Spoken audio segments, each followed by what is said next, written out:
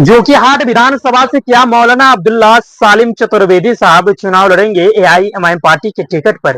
क्या खबर निकल कर आ रही है? मौलाना अब्दुल्ला सालिम साहब क्या कुछ कह रहे हैं? और हालांकि वहां पर एआईएमआईएम पार्टी के टिकट पर चुनाव लड़ने के लिए कई और बड़े दिग्गज नेता भी दावा पेश किए हैं।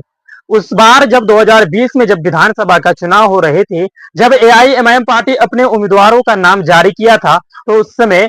अब्दुल्ला सालिम साहब को टिकट देने का काम किया था एंड वक्त में। हालांकि वहां पे कुछ गलती हुई थी एआईएमआईएम पार्टी के द्वारा, यानी किसी और को टिकट देने का काम किया था, लेकिन उसके बाद जब मौलाना अब्दुल्ला सालिम साहब के समर्थकगण, उनके चाहने वाले, जब बैरिस्टर सदुद्दीन अवैसी साहब से बात किया, प्रदेश अध्यक्ष जनाब अख्तरुल ईमान साहब से बात किया, तो उनके बाद फिर टिकट अब्दुल्ला सालिम साहब को देने का काम किया बैरिस्टर सदुद्दीन अवैसी साहब और बिहार के प्रदेश अध्यक्ष जनाब अख्तरुल ईमान साहब। एंड वक्त में जब तस्लीमुद्दीन साहब के बेटे शाहनवाज हुसैन साहब जो आरजेडी में थे, उनका टिकट आरजेडी ने काट लिया, उनके बड़ी भाई को देने का काम किया, तब एंड वक्त में उन्होंने बैरिस्टर सदुद्दीन अवैसी साहब के पास जाके गुहार लगाए और अख्तरुल ईमान साहब से उन्होंने बात की कि हमें आप लोग टिकट दीजिए, आपके पार्टी से चुनाव लड़ना चाहते हैं।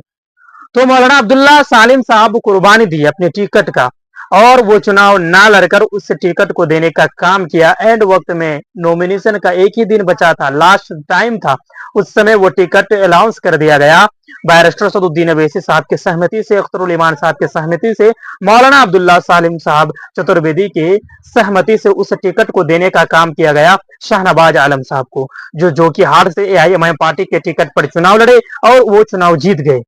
उनके बाद वो चुनाव जीते, फिर कुछ दिन एआईएमआईएम पार्टी में रहे, उनके बाद एआईएमआईएम पार्टी को छोड़कर फिर वो आरजेडी में चले गए।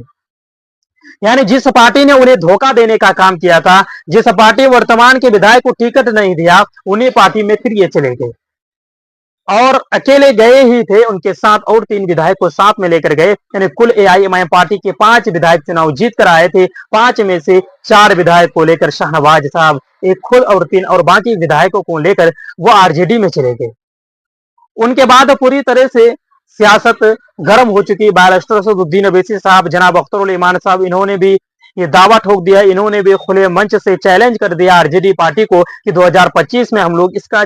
बदला लेंगे, 2025 में आरजेडी पार्टी को हम लोग धूल चटाएंगे, उनके खिलाफ भी अब पूरे बिहार में हम अपने उम्मीदवार को उतारेंगे। तो वो घड़ी, वो टाइम आ चुके हैं, 2025 आ चुकी है और 2025 का जो विधानसभा चुनाव है वो भी धीरे धीरे नजदीक आते जा रहे हैं और जितनी भी राजनीतिक पार्टियां हैं सभी चुनावी मैदान में उतर चुकी है। एआईएमआईएम पार्टी भी पूरी तरह से चुनावी मैदान में कूद चुकी है। बैरिस्टर सदुद्दीन अवैसी साहब के जो प्रदेश अध्यक्ष हैं बिहार से, जनाब अख्तरुल ईमान साहब, वो जगह जगह विधानसभा में जाकर सर्वे कर रहे हैं। जहां पर एआईएमआईएम पार्टी की संगठन मजबूत है, वहां पर एआईएमआईएम पार्टी पूरी दमखम के साथ चुनाव लड़ेगी।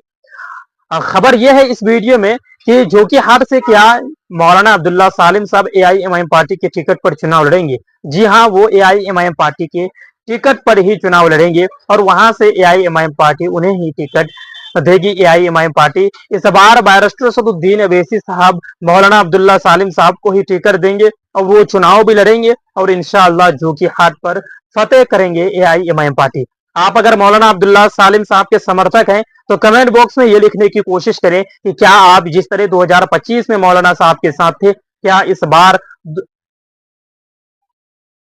क्या 2020 में आप जिस तरह से मौलाना अब्दुल्ला सालिम साहब के साथ थे,